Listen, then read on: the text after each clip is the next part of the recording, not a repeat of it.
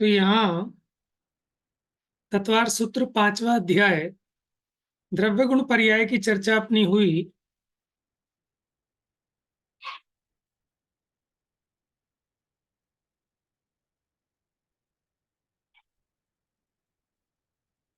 तो last class में हमारी ये चर्चा चली थी कि प्रदेश से और कोई छोटा अंश नहीं है, उसी प्रकार समय के और छोटे अंश नहीं हो सकते।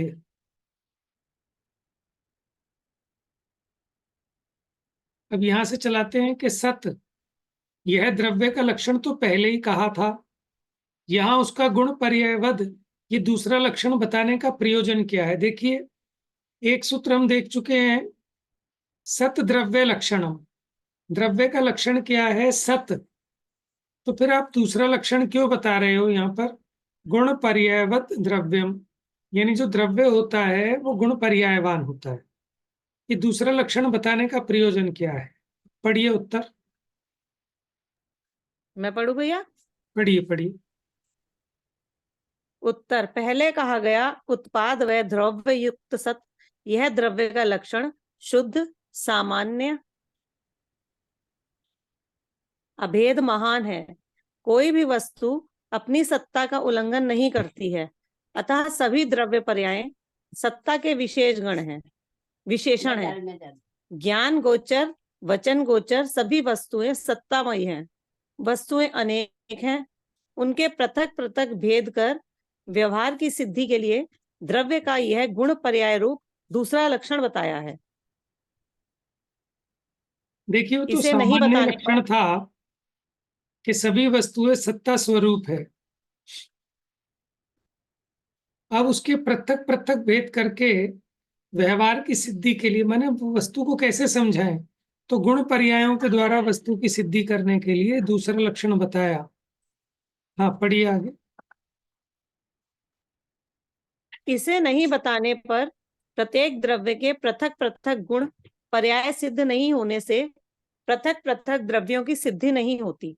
सभी वस्तुओं की मात्र एक समान सत्ता हो तो द्रव्य मात्र सतरूप ही सिद्ध होगा। चेतन अचेतन रूप भेद का अभाव हो जाएगा, जिससे संसार, मोक्ष आदि व्यवहार का भी लोप हो जाएगा। इन सभी समस्याओं से बचने के लिए यहाँ दूसरा लक्षण कहा है। देखो, जो सत लक्षण है उससे द्रव्य की सिद्धि तो हो रही है, लेकिन पृथक पृथक द्रव्यों की सिद्धि नहीं हो रही।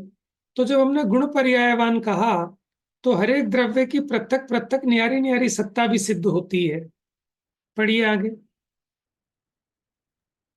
इस लक्षण से शुद्ध अशुद्ध इन दो प्रकार के द्रव्यों की भी व्यवस्था सिद्ध होती है। वह सतरूप पहला लक्षण इस गुण पर्याय के विशेषण सहित है। दूसरे के मिलाप से अशुद्धता आती है। सत चेतनता अचेतनता सहित है। ऐसा कहने से सत में अशुद्धता हुई, अतः यह अशुद्ध द्रव्य का लक्षण है। इस प्रकार द्रव्य का गुण पर्याय रूप लक्षण कहना भी योग्य है। देखिए यहाँ क्या कह रहे हैं, इस लक्षण से शुद्ध अशुद्ध इन दो प्रकार के द्रव्यों की भी व्यवस्था सिद्ध होती है। दो प्रकार के द्रव्य कैसे? ये देखो, दूसरे के मिलाप से अशुद्धता आती है। जहां पर सत चेतन अचेतन सहित है वो उसकी अशुद्ध दशा है। जैसे मानो जो संसारी जीव है उसको अशुद्ध कहा जाता है क्योंकि वहां दो का संयोग है, चेतन और अचेतन का। लेकिन जो सिद्ध हो गए, संयोग से रहित हो गए, वो शुद्ध द्रव्य कहलाते हैं। तो इस प्रकार गुण पर्याय के लक्षण से विशेष सिद्धि होती है न्यारे न्यारे पदार्थों की। अब काल द्रव्य का वर्णन। अब काल द्रव्य का वर्णन करते हैं। कालाष्ट। हाँ, पूछिए, भाभी जी पूछ रहे हैं कुछ। जैसे धर्म अधर्म आकाश और काल ये शुद्ध द्रव्य हैं, क्योंकि ये दो से संयोग में नहीं होते। राइट। तो वैसे तो ये जीव अजीव भी तो किसी के संयोग में कहाँ होता है, अजीव भी तो अपने ही संयोग में होता है, तो उसको शुद्ध क्यों नहीं जीव कहते? के साथ अजीव का निमित्त नैमित्तिक संबंध है या नहीं? जीव और पुद्गल, इन दोनों का ही तो संसार में स्वांग चल रहा है, इन दोनों का आपस में समागम होता है। ऐसे धर्म धर्म आकाश काल का नहीं होता, उनका शुद्ध परिणमन होता है। जिस प्रकार जीव द्रव्य में अशुद्ध रूप परिणमन हुआ करता है, वैसे ही पुद्गल में भी अशुद्ध रूप परिणमन होता है। पुद्गल का अशुद्ध परिणमन क्या बताया? उसकी स्कंद रूप अवस्थाएं, उसकी ठीक स्कंद है। रूप अवस्थाएं, वो उसकी अशुद्धता है। एक पुद्गल परमाणु वो शुद्ध द्रव्य है। अच्छा, मतलब ये स्कंद बन जाता है, चाहे भले ही पुद्गल पुद्गल से ही मिलता है, लेकिन वो मिलता है इस वजह से अशुद्ध है। देखो, पुद्गल तो पुद्गल से ही मिलता है। चेतन से जो मिलना कहा जाता है उसकी अपेक्षा न्यारी है। चेतन तो अमूर्तिक है, अरूपी है, पुद्गल रूपी है। तो वो जो स्कंद बनेगा वो तो पुद्गल का पुद्गल के साथ ही बनेगा। चेतन के साथ तो उसका निमित्त नैमित्तिक संबंध होता है। जैसे जीव के वैसे परिणाम हुए तो कर्मों की निर्जरा हो गई। जीव के कैसे परिणाम हुए तो वो कार्मान वर्गणाएं कर्म रूप परिणमित हो गई। तो ऐसा दोनों में एक निमित्त नैमित्तिक संबंध जो पैदा हुआ, ठीक है, ये जीव पुद्गल दोनों अशुद्ध दशा रूप है। ठीक है भाई। हाँ जी, कालश्च, के काल भी द्रव्य है, क्योंकि काल की चर्चा नहीं की थी, हमने अस्थिकाय की चर्चा की थी। अस्थिकाय में काल नहीं आता। क्यों नहीं आता, कौन बताएगा? हाँ जी बताओ, भाभी जी क्योंकि वो बताओ। एक प्रदेशी है। बताओ, ठीक है, भाभी जी भी बताएंगी। भैया क्योंकि बहुप्रदेशी नहीं है ये अच्छा, अच्छे से काल। बताओ, बताओ प्रीति। काल द्रव्य एक प्रदेशी है, कालाणु की तरह है ना, तो एक उसे अस्थिकाय में शामिल नहीं किया गया। हम्म, ठीक है, थोड़ा और अच्छे से स्पष्ट करो ना, नए व्यक्ति को भी समझ में आए। बोलो शालू, बताओ। भैया इससे ज्यादा नहीं पता, यही पता है वो काल द्रव्य एक प्रदेशी है। हाँ, नहीं भैया ये तो बात तो ठीक आपने है। भैया आपने बताया था कि बाकी जो द्रव्य हैं पांचों, वो एक से अधिक प्रदेशी होते हैं, राइट। अनेक प्रदेशी होते हैं, इसलिए उनको अस्थिकाय कहते हैं। और काल जो है वो एक एक एक एक अणु होता है, अलग अलग अलग अलग बिखरा हुआ, असंख्य प्रदेश मतलब असंख्य होते हैं, लेकिन होता एक एक प्रदेश अपने आप में राइट। अलग अलग है।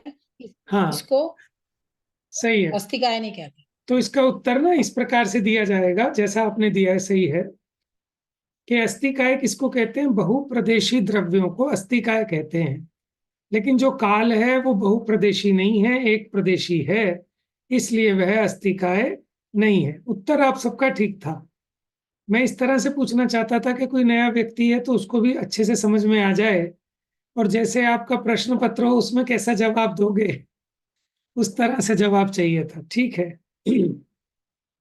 चलिए पढ़िए। वर्तना परिणाम लक्षण रूप काल द्रव्य है।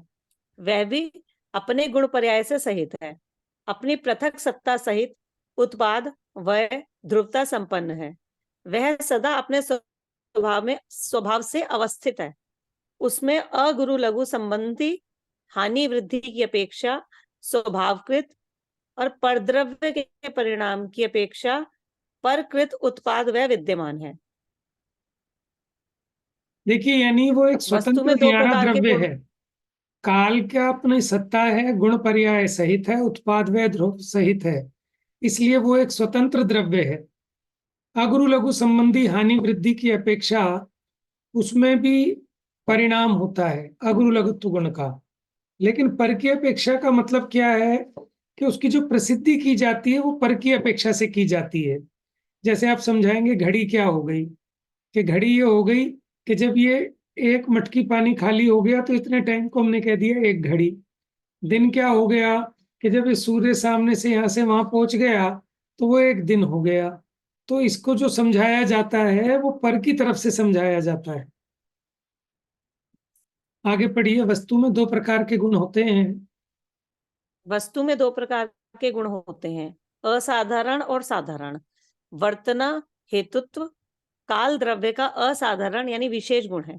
अचेतनपना, अमूर्तिकपना, सूक्ष्मपना, अगुरु लघुपना इत्यादि अनेकों साधारण सामान्य गुण हैं। देखिए, अब काल इतना की आप समझ पर्याय लीजिए।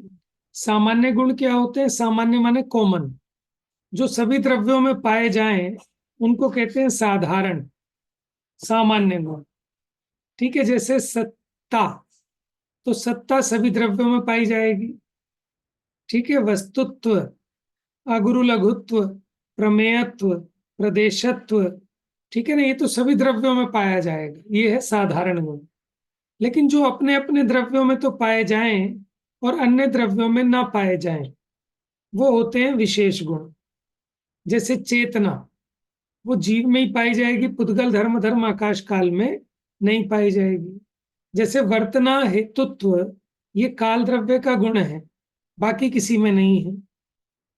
गति हेतुत्व, ये धर्मास्तिकाय का विशेष गुण हो गया। अवगाहनत्व हेतुत्व, ये आकाश द्रव्य का विशेष गुण हो गया। ठीक है, पढ़िए आगे। भैया, लोकाकाश में देख, हाँ जी, वर्तना माने परिवर्तन ही तो हुआ। परिवर्तन। तो उत्पाद व द्रव्य की अपेक्षा तो सारे द्रव्यों में परिवर्तन हो रहा है, तो काल द्रव्य में क्यों लिया देखो, विशेष गुण? काल द्रव्य में इसलिए लिया कि सब द्रव्यों में तो हो रहा है, लेकिन उन सब द्रव्यों को एक साधारण निमित्त है, वो निमित्त है काल द्रव्य। सभी द्रव्यों में वर्तना तो हो रही है, वो तो अपनी उपादान शक्ति से हो रही है, लेकिन उसका निमित्त किसको माना गया? काल द्रव्य को। इसका मतलब ये नहीं कि काल द्रव्य उसको परिणमन कराता है। जैसे मछली, जल मछली को चलाता नहीं है, जब मछली चलती है तो उसमें वो निमित्त रूप होता है। उसी प्रकार प्रत्येक वस्तु का परिणमन तो स्वयं होता है, वो उसकी अपनी शक्ति से होता है, लेकिन उन सब में निमित्त एक सामान्य काल द्रव्य हुआ करता है। ठीक है,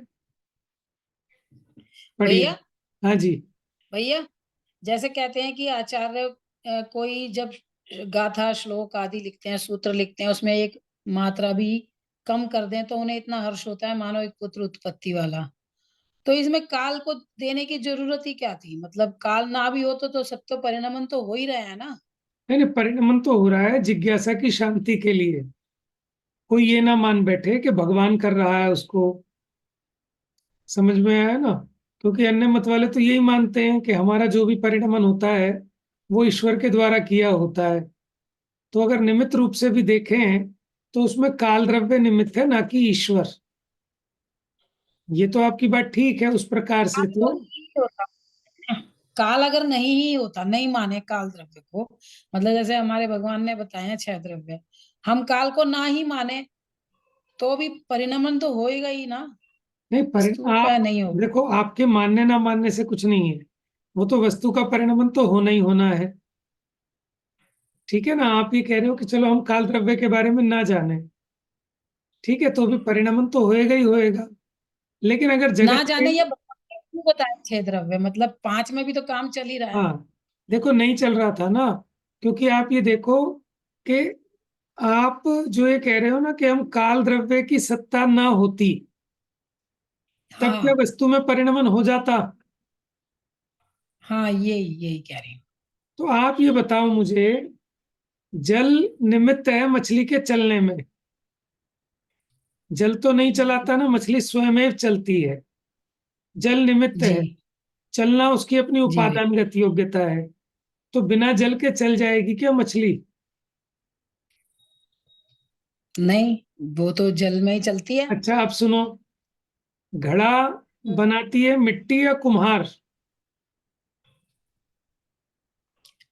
मिट्टी। बनता मिट्टी से ही है, कुम्हार बनाता है उसको, मतलब कुम्हार निमित्त है। बिना बिना कुम्हार के तो लगभग असंभव ही है।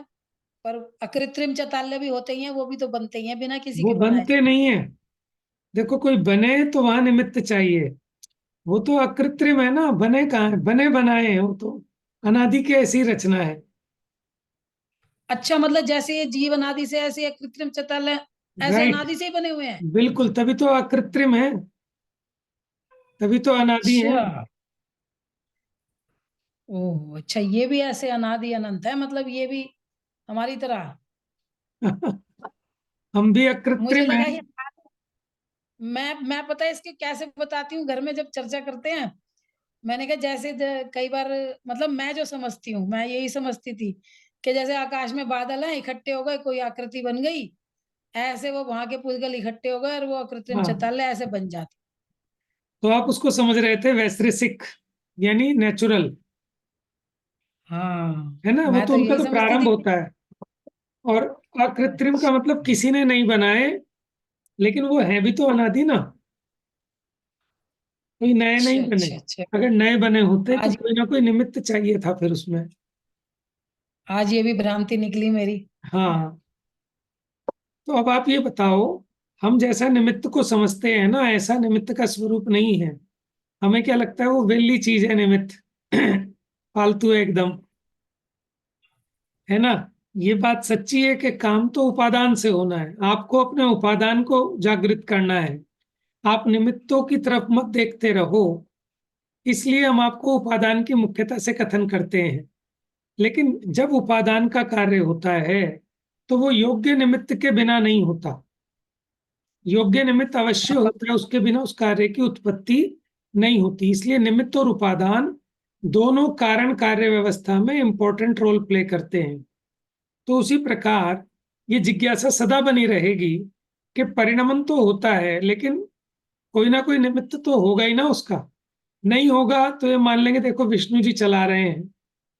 तो जैन दर्शन ने अन्य मत की उस मान्यता को भी खंडन करने के लिए ये काल द्रव्य के स्वरूप को भी बताया कि इनके परिणमन में अगर कोई निमित्त है तो वो काल द्रव्य है, लेकिन वो उदासीन निमित्त है, कोई इच्छा करके नहीं करता। लेकिन जब भी वस्तु का जो मतलब परिणमन होगा, भगवान ने हमें बताया है, ये उन्होंने नहीं ऐसे बनाया कि भाई ये ऐसे ऐसे हाँ, द्रव्य है। बनाया नहीं बताया है। बताया है, ठीक वो ठीक है भैया। उत्पादन नहीं करते, सत्य का उद्घाटन करते हैं। ठीक है भैया, ठीक है। बहुत ये इतनी सूक्ष्मता से आप बताते हो, इतनी भ्रांतियां निकलती हैं, बहुत बढ़िया। लेकिन आप जो है ना, जरूरी नहीं है कि हमारे सारे प्रश्नों का समाधान मिल सके। बहुत बार वो प्रश्नों का समाधान हमें अपने भीतर ही मिलता है। हम जितना जितना सही पढ़ते बात। जाएंगे, जितना हमारा अभ्यास होता जाएगा, तो बहुत सारी शंकाएं और जिज्ञासाएं ऐसी होती हैं वो आपको उसका जवाब कोई नहीं समझा पाएगा, लेकिन अपने आप बिल्कुल समय सही कह, पाकर समझ में आ जाती हैं। बिल्कुल सही बात है, बिल्कुल है ना? सही बात है, चलिए। बिल्कुल सही बात है। क्योंकि देखो बताने वाला, मैंने ये भी महसूस किया है यही बातें। कई बार कोई बताने वाला तो बता रहा है अपने हिसाब से, वो सही बता रहा है बताने वाला, हम्म। मेरी योग्यता ये समझने की। वो अब समझ आपने में ये नहीं बताई है, मेरी योग्यता है, मुझे समझ में आ गई तो मैंने कह दिया भाई साहब आपने बहुत अच्छा समझाया। आया। और राइट। मेरी योग्यता नहीं होती तो मैं यही कह देती भैया मैं तो समझ समझ में में, नहीं आया। आप तो कह सही दो कि कह रहे समझ हो। में नहीं आया, लेकिन हाँ, विद्याधीन दृष्टि वाला कहेगा ये बढ़िया पंडित नहीं है, कोई बड़े विद्वान से पूछेंगे तब समझ में आएगा। ये है ना? ऐसे भी कह देते हैं। मैं हाँ। पहले मैं भी ऐसी थी भैया, मैं भी ऐसी थी पहले। सच बता रही हूँ, ऐसे जो ना नियमित स्वाध्याय से बहुत भ्रांतियां खुलती हैं। हाँ। बहुत ही बेनिफिट है ये जो आपने स्वाध्याय चालू कराई है, ये बहुत बेनिफिशियल हुई है मेरे लिए, तो बहुत हुई है। देखो। क्योंकि पहले मैं भी ऐसी कहती थी कि अरे नहीं नहीं ये बेकार है, ये इन्हें नहीं समझाना आता, ये अच्छे नहीं है। मैं खुद थी ऐसी। हाँ, देखो किसी अब अकल में आना की गलती तो हमें मेरी तो है। सहज में क्या है कि एक निमित्त नैमित्तिक संबंध होता है, उस बहाने हमारा अभ्यास होता है। ठीक है ना? अब क्या है कि हमारे निमित्त से आप अभ्यास कर रहे हैं इसका, तो ऑटोमेटिक समझ में आएंगी सारी चीजें, सामने लिखी हैं। हम कोई अपने घर से थोड़ी ना कुछ ला रहे हैं, और आपके निमित्त से हमारा अभ्यास हो रहा है। ठीक है ना? इसी को कहते हैं सही। परस्परोपग्रहो जीवानाम। बस अभी तो बुद्धि पूर्वक हम लोगों को यही निमित्त मिलाना चाहिए कि समय से अपना मंदिर आदि जाएं, अपनी चर्या जो एक श्रावक की चर्या जिनागम में कही है, ठीक है ना, उससे क्या है कि हमारी लाइफ में अनुशासन रहता है। सही बात। मानो जब हम छोटे थे हमें स्कूल जाना होता था, तब तो हम 6 बजे उठते थे, और जिस दिन स्कूल नहीं जाना तो क्या 9 बजे उठोगे? और अब तो स्कूल जाना ही नहीं बड़े होने के बाद, तो फिर तो वो आदमी 9 बजे से पहले उठेगा ही नहीं। अगर 10 बजे ऑफिस जाना है तो 9 बजे उठ के तैयार हो जाएगा। तो अपना जो जीवन का अमूल्य समय है, देखो 24 घंटे में से 8 घंटे तो सोने में जा ही रहे हैं। माने अगर हम 30 साल के हो गए तो 30 साल में 10 साल तो हमारे सोते में निकल गए, सोने बिल्कुल सोने सही में। बात।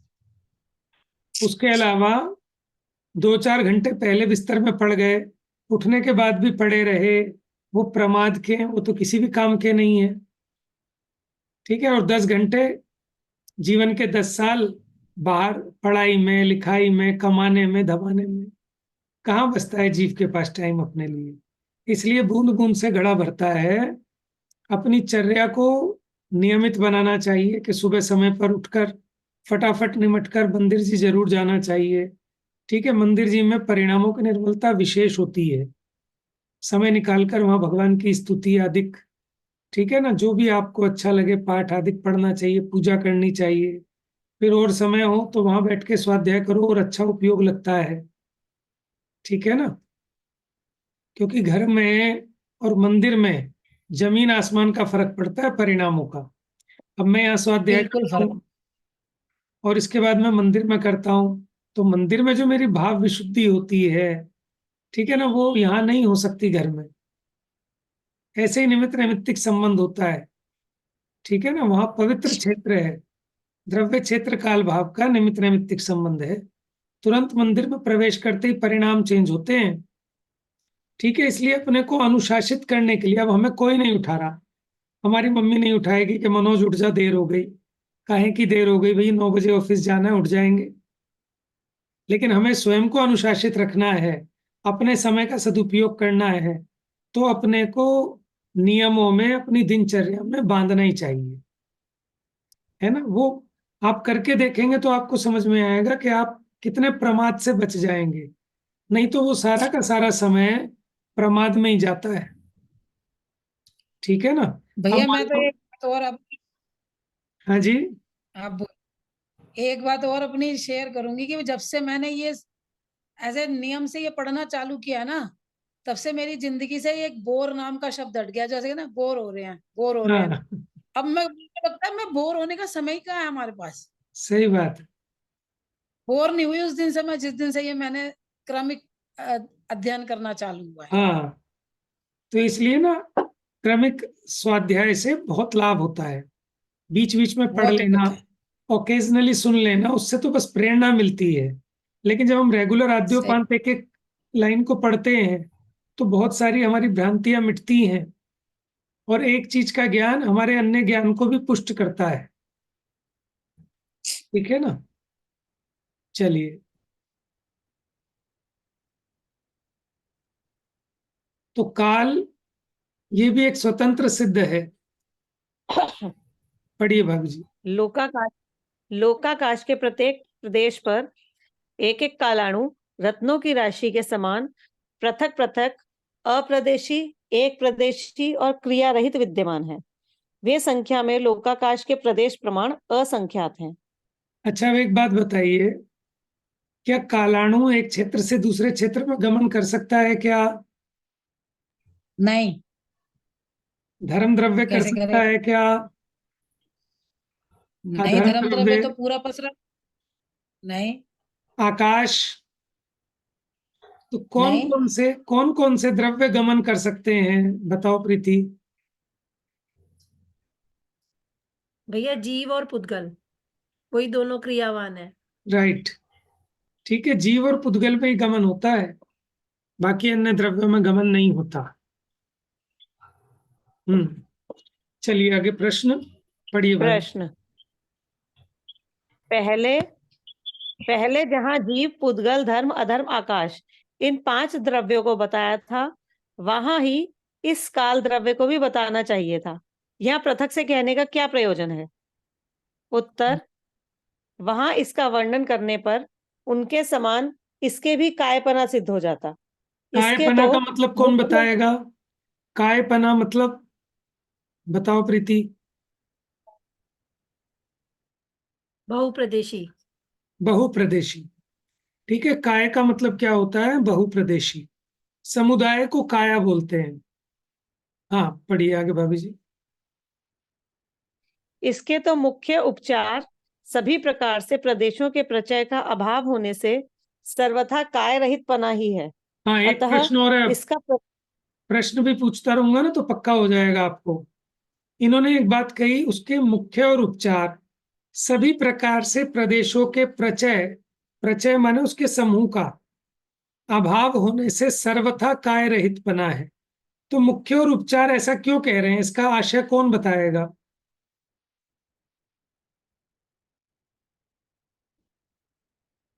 आसान कर देता हूं प्रश्न को। क्या कोई ऐसा द्रव्य भी है कि जो उपचार से बहुप्रदेशी होता है?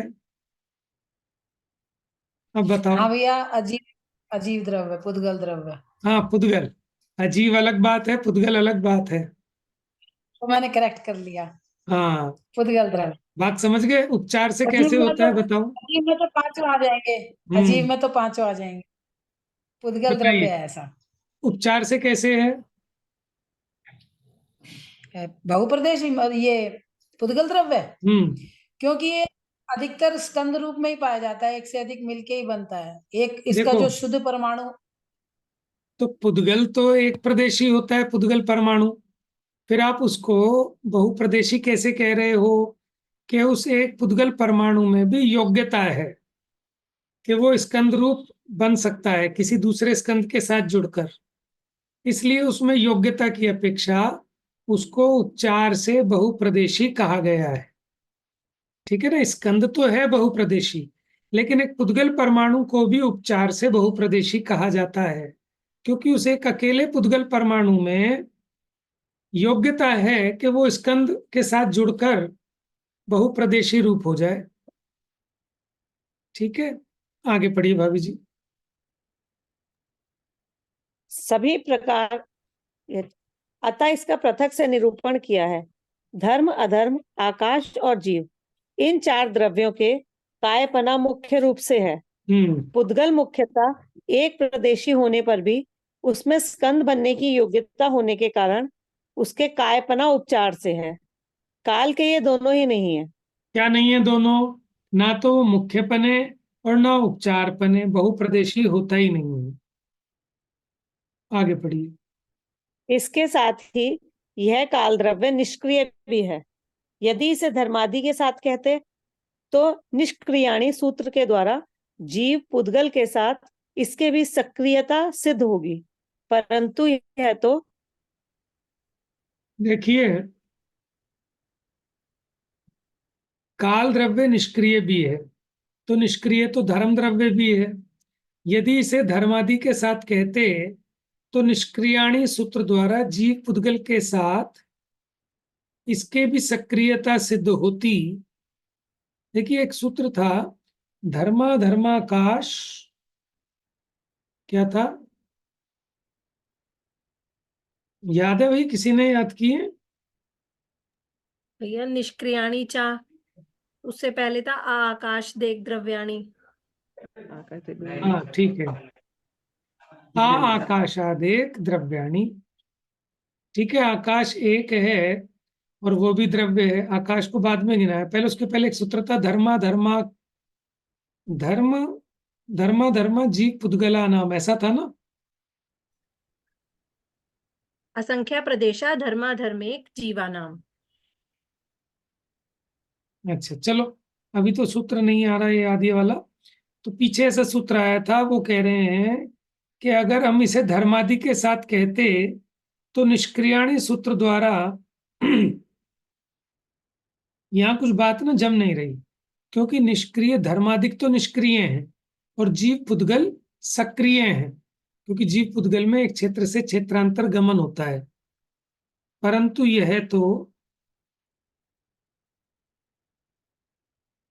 यह तो निष्क्रिय है। यदि आकाश के पूर्व काल द्रव्य का वर्णन करते तो आकाशादेक द्रव्याणी सूत्र द्वारा, अच्छा, इसके एक पना सिद्ध होता, क्योंकि आकाश एक है। अगर हम इसके पहले सूत्र में डाल देते तो बाद में आया ना आकाशादेक द्रव्याणी, तो इसके भी एक पना सिद्ध होता।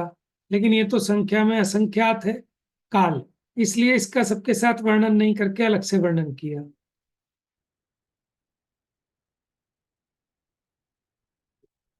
चलो खैर, अब ये सूत्र तो पीछे गए। अब व्यवहार काल का प्रमाण। व्यवहार काल क्या होता है? सोनंत समयः। पढ़िए भाभी जी। अब व्यवहार काल का प्रमाण कहते हैं सोनंत समयः, वह अनंत समय वाला है। वह काल द्रव्य अनंत समय में है। यद्यपि वर्तमान काल एक समय मात्र है, तथापि अतीत अनागत काल के समय अंत रहित हैं, अतः अनंत कहा।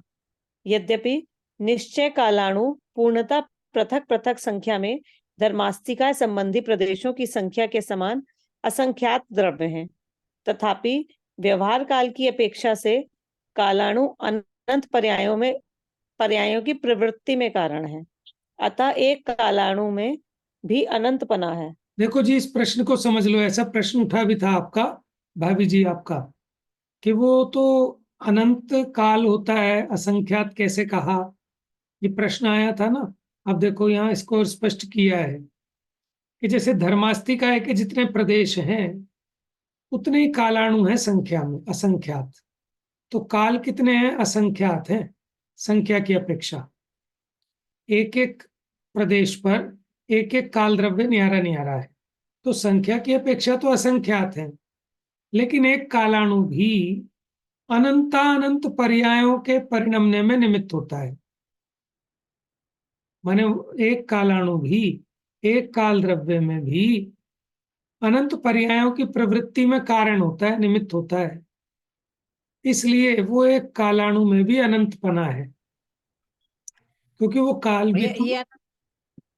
ये अनंतपना इसलिए कहा ना आपने कि जैसे जो एक ही इस समय का जो ये कालाणु हो रहा है, इसमें अनंत द्रव्य की पर्याय हो रही है, इसलिए वो अनंत पर्यायों के में निमित्त हुआ ना, इस हिसाब से कह रहे हो?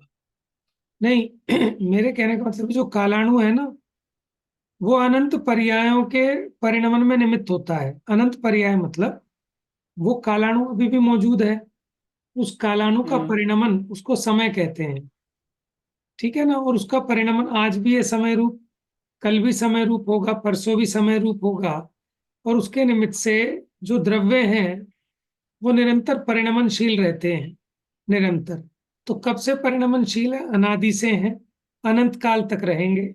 ऐसे ही वो काल द्रव्य का जो समय समय है, तो वो अनादि से है, अनंत काल तक रहेगा। इस अपेक्षा काल द्रव्य अनंत समय वाला कहा जाता है। ये अपेक्षा नहीं हो सकती भैया इसकी कि जैसे प्रत्येक समय में अनंत द्रव्यों की पर्याय परिणम रही हैं? ठीक है, भाई जैसे मेरी भी तो वो की तो भी एक परिणम रही है, समय में, जितने भी। वो तो फिर ये बात हो गई ना, एक समय में अनंत पर्याय हो रही हैं। हाँ, तो ये बात हो गई कि एक समय में अनंत पर्याय हो रही है। हमें तो तो अभी यही तो कहा है ना, जैसे कालाणु अनंत पर्यायों की प्रवृत्ति में कारण है। लेकिन यहाँ अनंत ना कालवाची लेना, एक समय में अनंत पर्यायों की बात नहीं है। वहां तो फिर कालाणु अलग अलग है। माने एक कालाणु भी वो भूतकाल अनंत हो गया, आगे का आगामी काल भी अनंत है। तो माने एक एक समय की पर्याय पकड़े हैं, तो भूतकाल कब से चला आ रहा है? अनादि से। तो अनादि से एक एक समय की पर्याय हो रही है, एक एक समय की। और भविष्य भी अनंत है, तो एक एक समय की पर्याय ठीक। होंगी। तो वो कैसा हो गया? अनादि अनंत हो गया काल। इसलिए अनंत समय ठीक। वाला कहा। सो अनंत समय, कि वो कालाणु ठीक। अनंत समय वाला है। तो ये अनंत समय वाला कहना है, व्यवहार से है। निश्चय से तो वो कालाणु एक प्रदेशी है, और उसके भेदों की अपेक्षा वो दूसरों के परिणमन में निमित्त होता है। उसके परिणमन को हम एक समय कहते हैं, तो वो अनंत समय वाला है। ठीक है, वो एक काल है, लेकिन वो अनंत काल रहेगा। एक कालाणु भी, एक कालाणु भूतकाल में भी था, वर्तमान काल में भी, और भविष्य काल में भी रहेगा। उस कालाणु के परिणमन को ही समय कहते हैं। अनंत समयों में रहेगा वो, अनादि हाँ, अनंत समयों में रहेगा। बराबर, सही है। शिवानी भी कुछ कह रही थी शायद। शिवानी कुछ बता रही हो? हाँ, वो मैं ये कह रही थी कि ऐसे भी ले सकते हैं कि जैसे काल द्रव्य है, वो द्रव्य अपेक्षा एक है। प्रदेश की अपेक्षा देखें, क्षेत्र की अपेक्षा देखें तो एक प्रदेश ही है। और काल को काल की अपेक्षा देखें तो वो अनंत समय वाला है। वैसे एक एक समय वाला भी है, और राइट। अनादि प्रवाह से देखें तो अनंत। और जो भाभी जी कह रही है ना, वो भाव की अपेक्षा देख सकते हैं कि अनंत द्रव्यों के परिणमन में निमित्त होता है, अनंत पर्यायों के परिणाम में निमित्त होता है, इस अपेक्षा अनंत है। सही है, हाँ ठीक। बहुत बढ़िया। भाव में प्रत्येक द्रव्य में अनंतानंत गुण होते हैं, अनंतानंत धर्म होते हैं, अनंत शक्तियां होती हैं। इस अपेक्षा भाव की अपेक्षा भी अनंत है। ठीक है ना। द्रव्य तो एक है, क्षेत्र की अपेक्षा एक प्रदेशी, काल की अपेक्षा अनंत काल वाला है, अनंत समय वाला हो गया। भाव की अपेक्षा अनंत धर्मों वाला, अनंत शक्ति वाला हो गया। ठीक। ठीक है, पढ़िए भाभी जी। जो अपनी अंतिम सीमा को प्राप्त विभाग होने के अयोग्य काल का सूक्ष्म अंश है, वह समय है। ऐसे अनेक समयों के समूह रूप जो आवली, घड़ी, मुहूर्त, दिन, रात, पक्ष, माह, वर्ष, पल्लव, सागर आदि अनेक भेद रूप है, वह व्यवहार काल है। ठीक है, उसके जो परिणमन की अपेक्षा भेद बनते हैं, ये सब व्यवहार काल कहलाते हैं। अब गुण का लक्षण हम कल देखेंगे। ठीक है। जा वाणी के ज्ञान से सूझे लोकालोक, सो वाणी मस्तक नमो सदा देत हूँ धोख।